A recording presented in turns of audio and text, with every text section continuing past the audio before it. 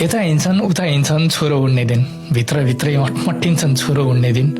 थाप्लोमा टेकेको हजारौं लाखौं ऋणमा नआत्तेका बा परान फुत्के झैँ छटपटिन्छन् छोरो उड्ने दिन। रोइरहेछ दोसल्ला अनि ओइलाएको देख्छु हार पनि, नजा कान्छो यहीँ बस भन्दै कराएको देख्छु दिवार पनि। अस्तिसम्म राजधानी समेत नदेखेको छोरोले आज एकैचोटि विदेश उड्दा बौलाएको देख्छु परिवार पनि। बा भन्दैछन् एकैचोटि पुग्दैनस् माथि, सुस्त सुस्त चढ, गिर्न सक्छस् होसियार भई बाटो हेर्दै बढ। टिकट काटेपछि पनि मान्छ सधैँ भन्थे बा ब्याचलर यहीँ पढ अनि लोक्से हमालड। मानेन, आकाश छुने सपना उसको भुइँ टेक्न मानेन।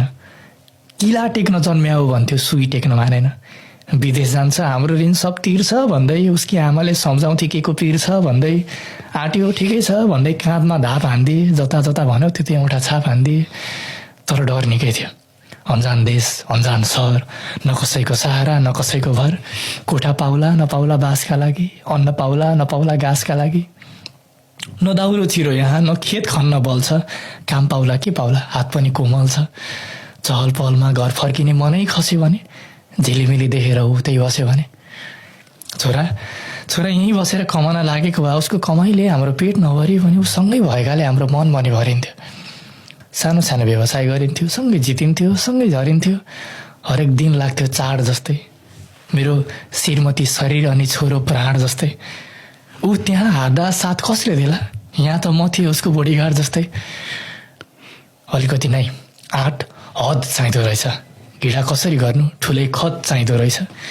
20 कटेर 21 नलाग्दै विदेश पठाउन पनि आफ्नै मुटु आफैले काट्ने हिम्मत चाहिँदो रहेछ।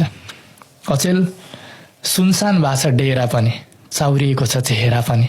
बिरामी छिन् उनी अनि हात गल्दैछन् मेरा पनि। उनी भन्छन् झार घुरान गोडी हुर्काको बोडी, बेचेर पाल्यौँला हामी दुई जोडी।